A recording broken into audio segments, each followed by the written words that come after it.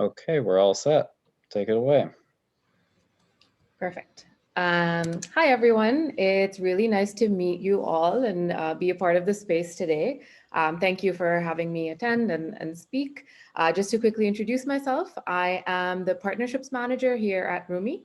I work with a lot of our partner organizations that are running different programs in various communities, and I work to integrate Rumi's learning resources and solutions into their programs. I'm also a part-time grad student. I'm pursuing a degree in a program called Adult Education and Community Development at the University of Toronto. I am someone who's always cared very deeply about human condition and community development at the intersection of technology. And that is why the work that Rumi is doing is so exciting for me. So I'm just gonna share my screen with all of you now. Just bear with me for a second. Okay. Could I get a thumbs up if you can see my screen? Perfect. I see thumbs up. Okay. Just gonna present.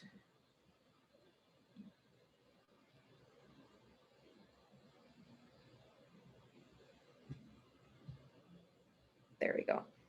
Okay. So I'm just gonna minimize that. Okay, so just in terms of an agenda for today, oops. I was hoping to give you an introduction to Rumi, who we are, what we do. I was going to give you context on how we work with different partner organizations, and then we'll have Cassandra from the DHDC Teen Tech Center speak as well. The DHDC is one of our partner organizations. And then I'll talk a little bit about our youth-focused and community engagement programs. And of course, I'll leave some time for a Q&A in the end. But if any questions come up along the way, I'd love for you to ask. Before I dive into a quick run through of the history of our organization and what we do, are there any questions anyone has off the top? Okay, I'll take that as a no. Move forward. Okay, so just to give you a quick overview of Rumi, who we are and how we've sort of evolved into who we are today.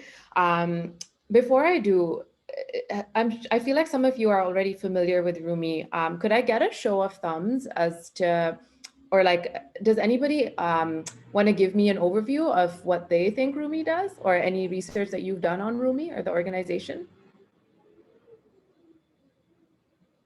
I'm not allowed to do that because I work Yeah. with you. So That's fine. If not, I can dive in and do it for you. No worries. Okay, so I'll just give you a quick run through. So as some of you may know already, Rumi is a nonprofit technology organization that was founded in 2013 by Tariq Fancy. It is focused on making learning accessible to everybody. I'm not sure if you're already aware, but our first ever, I'd say, legacy solution was the provision of Rumi tablets in different communities around the world. So we had this hardware model where we'd upload content, which was often K to 12 educational content, onto these tablets that were distributed into various communities around the world. This, of course, came at a cost to the community organizations that we typically partnered with.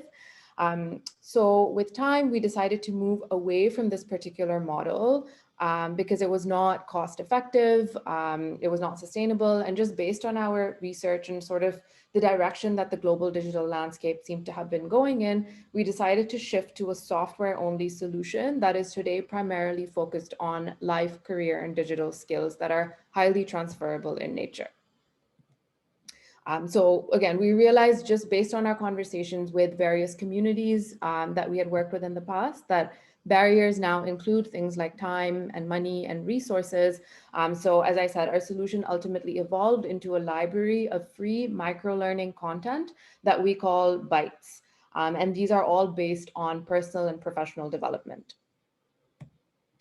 So I'm just gonna put some of this into perspective for you now. And I'm going to give you more context on what exactly a byte or a micro-learning module in our library is. And I'll be explaining this through a byte itself. So just keep in mind that this byte that I'm going to be showing you has been created for a specific kind of partner organization and doesn't speak for all our different kinds of partnerships that we do have, which I'll be getting into later on. So just bear with me for a second. Okay, so what you're looking at right now is a bite on what a bite is. So every bite on our library shares a similar format. So it starts with an introduction, and then it moves on to content.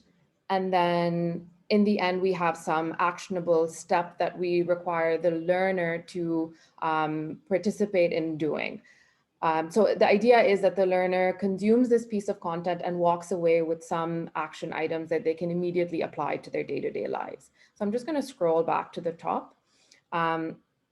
And just for the purpose of this presentation, I'll give you a quick run through of some of the content in this bite, which will explain what it takes to create these micro-learning modules or these bites. So firstly, a bite is approachable. So they're meant to be friendly and conversational and not use super academic or fancy language. They're consumable.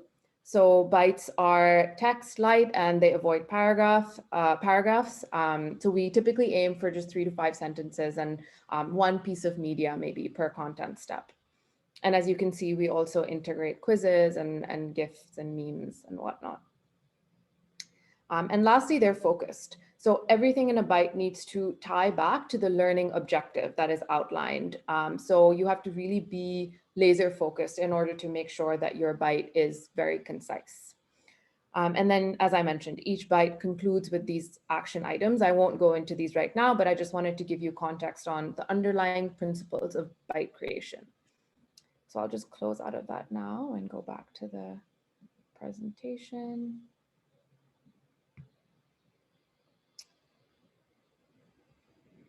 So just to sum up, our intention behind this micro-learning approach is that bites tend to be more efficient, they tend to be more effective. Research has shown that they're in fact 22% more effective for retention compared to traditional learning. And then our bites are designed to be mobile first. I also just want to add a little bit about our microlearning library. I'm not sure if you've had a chance to go onto the Rumie website, but if you do, it's rumie.org. You will see that is our microlearning library.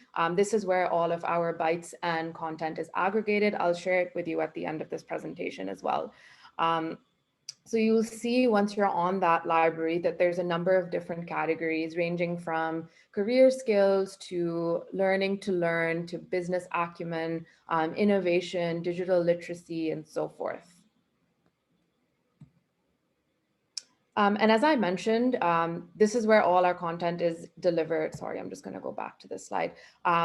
This is where all our content is delivered in an ideal way that learners are sort of used to interacting with social media from any device that has a web browser, essentially. So in your own time, when you have a chance to peruse the library, you will notice, as I showed you, that each bite has a very similar format. And each bite is designed to be under 10 minutes. So it's consumable in either 3 minutes, 6 minutes, or 9 minutes. So learners really gain something from interacting with these micro-learning modules and not necessarily from, it's not really a multi-hour complex course that they need to take. And then the final point that I'll make is how do these bites actually get created? So who creates them? This is all done on the back end on a platform called Rumie Build. This is our rapid co-authoring platform for these bites. So we partner with different organizations, some on the corporate side, some on the nonprofit side, different volunteer groups. We have a very large pool of volunteers who are content creators and learning designers for us. And they collectively co-author bites on topics that they're essentially experts on. So once their bite is created, it goes through an internal Rumie Q&A process, which is pretty rigorous. And then it's published onto this library and ready to deliver to learners.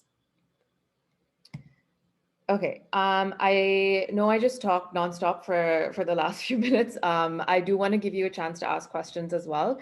But I also want to put all of this into perspective for you. by giving you a sense of how different partners are using Rumi, because I think that'll sort of help give you context on all of this. So we have a number of different partnerships around the world, and a few different ways that organizations use Rumi. I'm going to hand it over to Cassandra from the DHCC Teens Tech Center, who's worked pretty closely with us in the recent past, and she can give you more context on how we partnered together. So over to you, Cassandra. Awesome. Thank you, Tanya. So before I jump into kind of how we've partnered with Rumi, I just wanted to give you guys a little bit of context for the organization that I'm currently with. So the HTC is the Detroit Hispanic Development Corporation. It is in Southwest Detroit. Interesting fact, our organization's CEO actually founded it, I think it was 25 years ago, in her basement. And it was a way for her to get youth in the community to put down guns in exchange for jobs. So there's a very strong sense of community here. The organization also provides a lot of wraparound services. So in addition to working with youth and having a youth department, they also have a parent education center. They work with the immigrant community. They do GED programs. They do English language learning acquisition. So there's just a lot of different things that the organization does in general, different ways that they support the community. So I'm actually fairly new to the community. I just moved here this past October, but I've been with the Clubhouse Network and TCN for 5+ years. So I started around the same time as Aviva and some other folks, and I've been here ever since. So originally I was in Colorado, and then I made the shift over to Detroit. So that's just a little bit of background context. So in terms of Rumi, the way that I got introduced to Rumi was actually through C2C Pathways. So our national partner, our Best Buy national partner, is Everyone On. So Everyone On is this great organization that basically provided hotspots and provides tech to communities that are facing the digital divide. And so our organization, as well as two others, one in Pittsburgh, Phase 4, and then Utah, Hope. No, that's not Hope.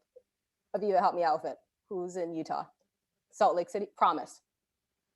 All right, got it. Yes, I could not get my mute fast enough. Promise in South Salt Lake City. Thank you. I knew it had something to, so Promise in South Salt Lake City, and then Phase 4 in Pittsburgh were all partners with Everyone On. And Everyone On, so we had like an initial conversation with them. They're talking about the different organizations that they knew about and different ways they could support our C2C programming. And Rumi came up in one of those conversations. And so our liaison basically put us in contact with Rumi. We had a couple of workshops with them through the C2C Pathways program.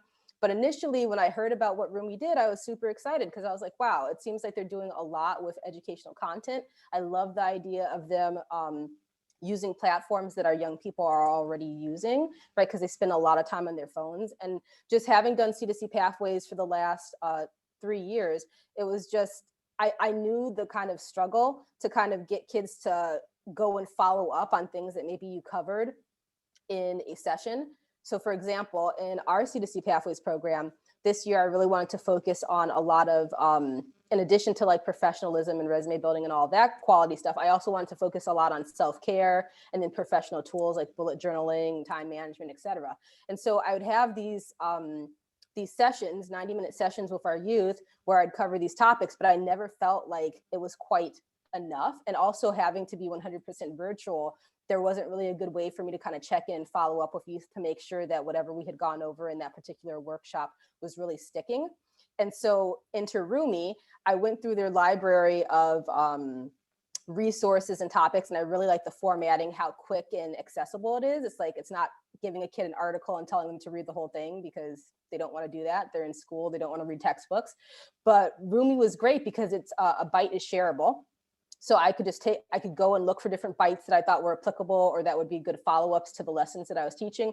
And I could drop it on Slack, which is the platform that we use for communication within our program, and say, hey guys, remember this thing on time management or the Eisenhower matrix and prioritizing or whatever the topic was? Here's an additional bite that you can go and watch either before the topic or after the topic to get more information on it. So really, what Rumi provided for us was a great tool to kind of follow up on things. We actually also did a Rumi bite together. So on one of our virtual sessions, I sent the link on Slack and I had everyone go through it together, and we did like a read aloud. What's also great about Rumi is that they have little quizzes that you can put in there too. So that was really awesome. And then in addition to that, Tanya and her team were actually really gracious about hosting a workshop for our youth. So right before winter break, I thought it would be a great idea if, in addition to youth using Rumi as an additional supplemental resource for our program, if they built their own bite too, to kind of solidify some of the learning that was going on. So we basically came up with a workshop where youth picked different topics in STEAM. And Tanya and her team basically walked the kids through how to build their own bites. And then they're actually introducing this great new feature where you could put memes into the bites, which is, you know, super awesome for young people. So the kids basically got to pick topics in engineering, art, build a bite step by step, and then do peer review. We did a peer review on it. And then I think some of them got submitted to Rumi for actually for publication. So it was just a really awesome process, not just using it, but like Rumi also has the ability to like take youth and different people through workshops so you can build bites too, which is like another way to kind of cement that learning. So overall, it's been a really awesome tool. And I'm sure Tanya will talk about some of the other great initiatives they have. They've done a hackathon that I was a guest judge on, and they've done a lot of other great things too. But it's really just a good supplemental tool in terms of kind of, I don't know, just adding on to whatever lessons or workshops you're already going through with your kids, or if they're curious about different topics, like how do I edit audio, or how do I do this, or how do I do that? They have a lot of great things in their library that are super quick and digestible for youth. So it's been a really awesome tool for us personally. Awesome. Thank you. Thank you for that, Cassandra. Perfect. I will just move on to the next example. Oh, there we go. So besides the work that we've done with organizations in North America, like the DHDC Center, we have done some work on an international scale as well. And I wanted to give you these examples just to put things into perspective for you. Like we're doing things in North America, but we're also doing projects beyond as well.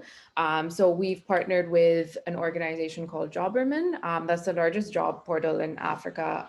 But in regards to our partnership specifically, we're going to be working with them to empower youth and young job seekers in Nigeria with our bites that will supplement a specific soft skills training program that they run.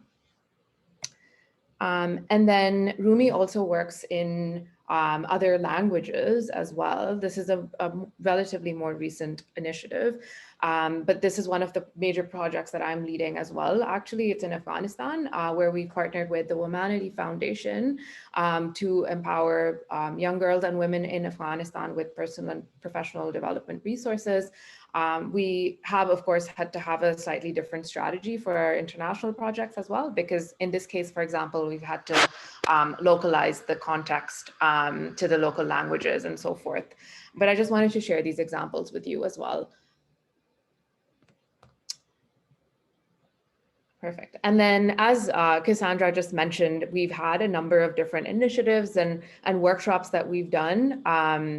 So what I shared with you so far is they're basically examples of different kinds of partnerships that we have and the ways we're engaging with these partner organizations. But now I'll share with you some of the youth and community engagement initiatives that Rumi has been trying to build recently. So the first thing that I'll talk about is Rumi Solve. So this is the hackathon that Cassandra was just mentioning. This is basically our quarterly community event for young people between the ages of 15 to 25. It's in North America to connect on topics that matter to them and to problem solve. It's really an opportunity for the youth to have a direct voice in sort of shaping Rumi, which is a learning tool that they can use to reach their goals. So we've had like 100+ youth engage in our Rumi Solve events in total in the past. We have had some youth from the DHDC Teen Tech Center participate last time as well. And as Cassandra mentioned, she was actually one of the judges for the event as well, which was great. So this Rumi Solve event has been picking up pretty rapidly. And And then another initiative we have that we've started recently, they're called Rumi Action Programs. So we like to think of these as our monthly skills training programs designed specifically for Rumi learners across the globe, led by Rumi. So think of this as a series of fun workshops that combine Rumi micro courses, their reflective discussions and guided activities on a focused topic. Examples of some of the sessions that we've hosted and co-hosted with partner organizations in the past are, getting your first job, exploring career pathways, resume building. And then these are some of the examples of different orgs that we've done some action programs with. And the topics, as I mentioned, are around interviewing, networking, exploring career pathways, and so forth. And then this ties in with my final point, actually, about our Discord community that we're building. So as some of you are probably familiar with Discord already, it's a widely used platform by youth today. So everything and anything that we do happens on Discord. We are using this as our primary community engagement and community building platform where we connect different learners and partners. And it's really a space for learners to attend these workshops and sessions, but also a space for individuals to exchange different insights. So even the programs that I was mentioning in the last slide, we host all of these on Discord now, and we're actually looking to start regularly co-hosting sessions with different organizations who might be interested in collaborating with us on continuing to sort of build this Discord community and hosting these skill building sessions. So if this is something that potentially interests any of you, I'd love to discuss further. And then I'll also add that in Discord, we try to keep, for these sessions, we try to keep the vibe fairly informal and casual. We want to make sure that it's a fun learning experience for the youth that are participating in these sessions. So that's just a summary of the different initiatives we have at Rumi. I'll pause right there because I know I've been the talking head for the last 25 minutes, but I would love to give you a chance to ask any questions. My email address is right there as well. I'm going to stop sharing my screen so I can actually see everybody.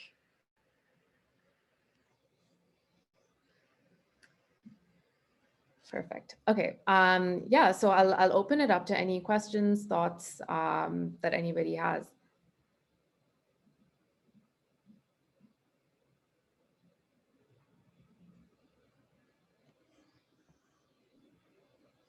So I don't know if you have any questions, but you do have some comments in the side. There are a couple of people here, Tanya, that are saying that they're interested in using this platform and stuff. Amazing. Okay. Well, I think the best thing would be for us to, because I'd love to get like more context on, because as you saw, different organizations tend to integrate Rumi a little bit differently in their program. So I'd love to get more context on your program. So I think it would be best, I'll just pop in my email address there as well. I think it would be best for us to connect one-on-one so I can really understand the nature of your program and we can sort of take it from there. I actually had a quick question. I saw that Alexis is going to be using your action program for C2C. So I'm just curious about that because I haven't started using that yet. But Alexis, what's the action program going to be like and how is it incorporated into your C2C program?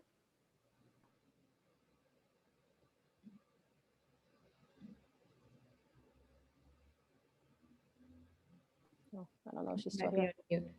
I don't want to speak on behalf of Alexis, but I can give a quick summary. I do know that Alexis will be, so we've created like a facilitator guide for anybody who wants to run these action programs on their own.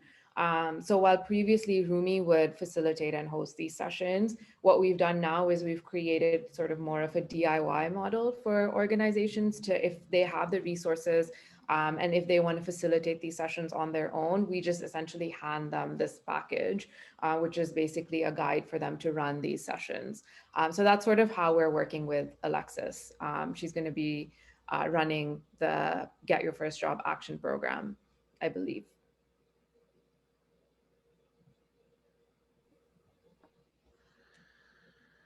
Any other questions, thoughts? I didn't, well, I don't know if anyone else is wanting to speak, but Tanya, would it be possible, I know we have a few minutes left, would it be possible for you to show, I know that when we did like a couple of workshops with you, you kind of had this like guide for how bytes are built, like what's going into them. Would it be possible at all to see something like that, like the step-by-step of like what goes into a byte so people have a little bit more context? Yeah, 100%. Just give me 1 second.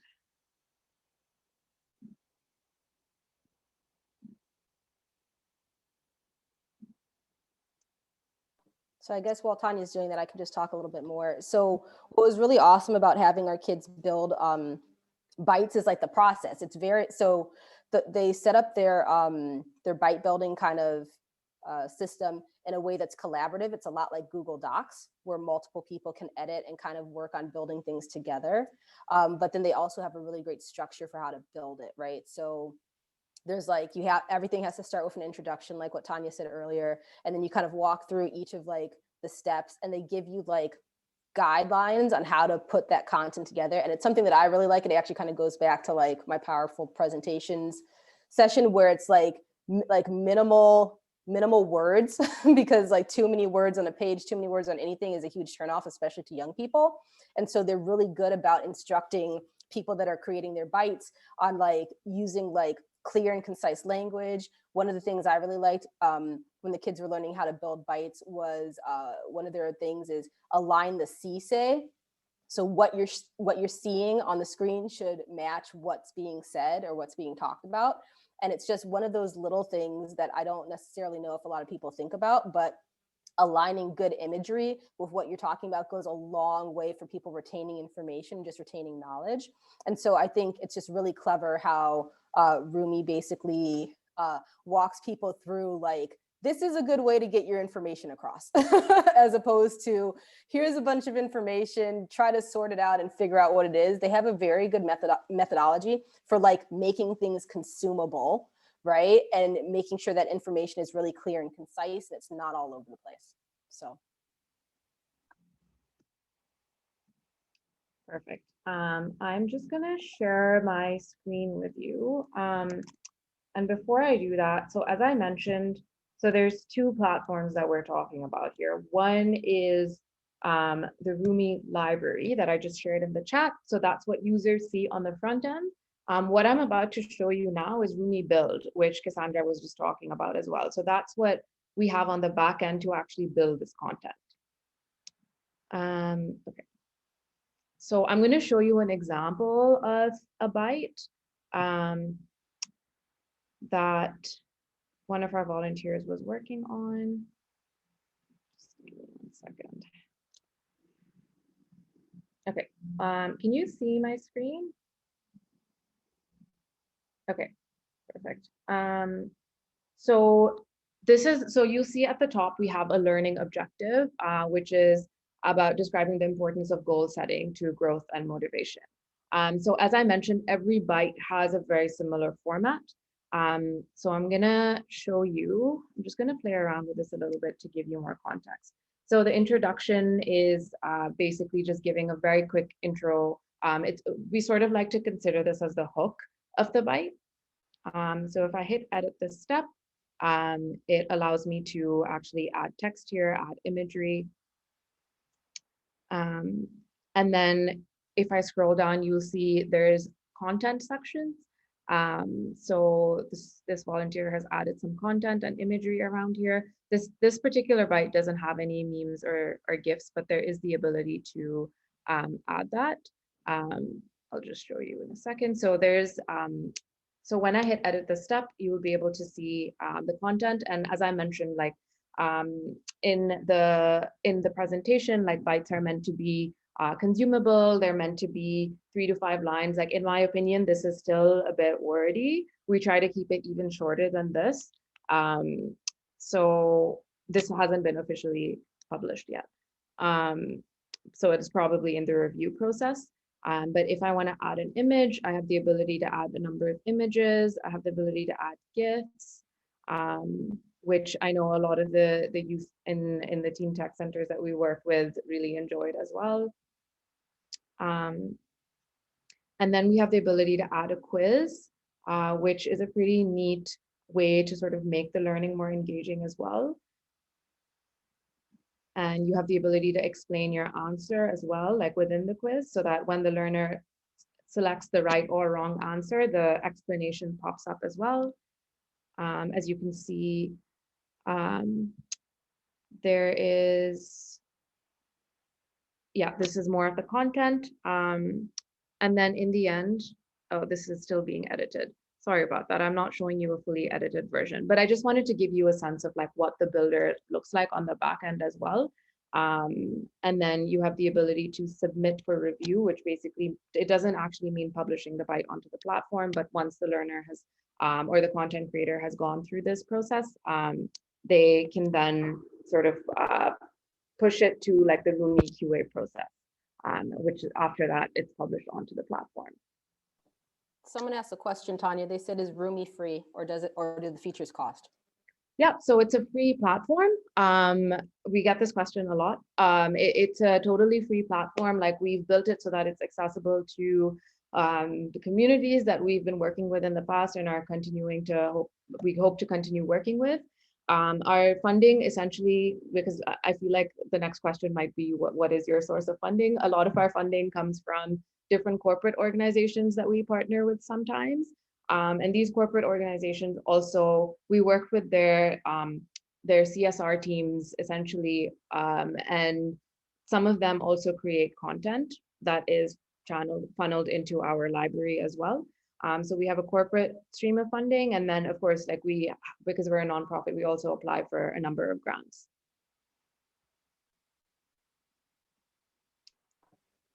Perfect. Are there any other questions or thoughts?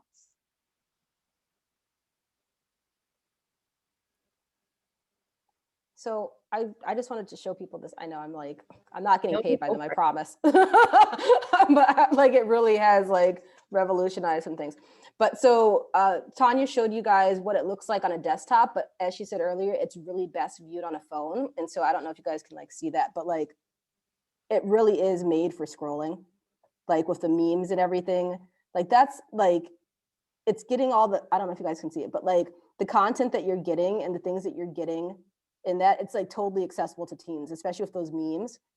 Like, I've gone through a couple of different things on Rumi and found myself like laughing about it because it's good content, but it's also funny content. And I feel like it can be funny content depending on the builder and how it's put together. But I feel like it lends itself really well to teens and like the way that they consume things nowadays. So I would encourage you guys, like, she put the link out there for the library. I would encourage you guys to check it out on your phone. I think that's a much better representation of it than on the computer. And that's really not how kids are going to be accessing it.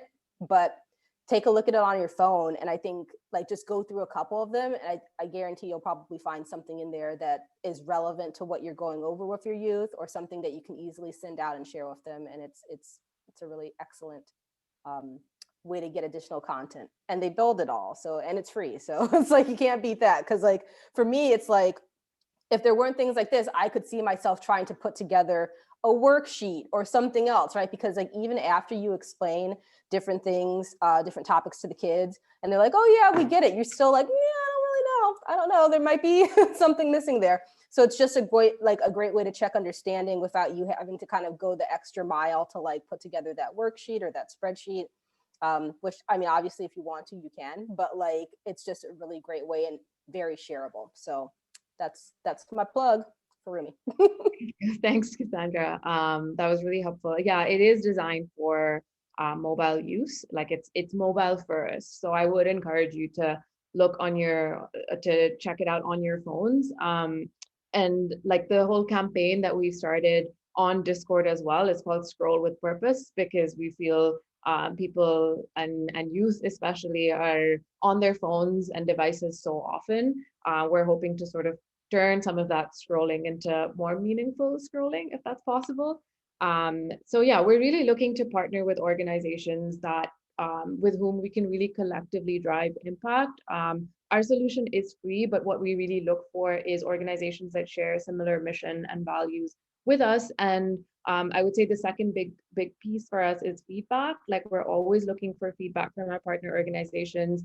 Cassandra knows we're always turning to the youth in her community and other communities, because we want to hear directly from our learners. So it's always helpful to partner with organizations who can help facilitate that funnel of feedback for us as well, because I feel like that kind of feedback is so critical in helping us evolve our product and our content, because we're not going to be able to do that unless we hear directly from our learners. So yeah, if there aren't any other questions, you have my email address. I'd love to connect with whoever, I feel like there were a few comments on the chat, whoever is interested in having a conversation, I'd love to connect with you. And yeah, if there's any other questions that come up, feel free to email me. But yeah, other than that, thank you so much for listening. And if there aren't any more questions, I'll let all of you have some time before your next session. Thanks, Tanya. This is good. Thank you for all of this information and the introduction for myself to this program. Really appreciate it. So we will follow up with you. Perfect. Sounds good. Thank you. Thanks. All right, bye, guys. Thank you. Thank you so much. Thank you. Take care.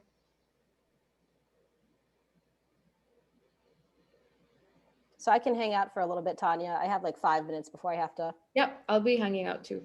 Okay. Bye-bye. Bye.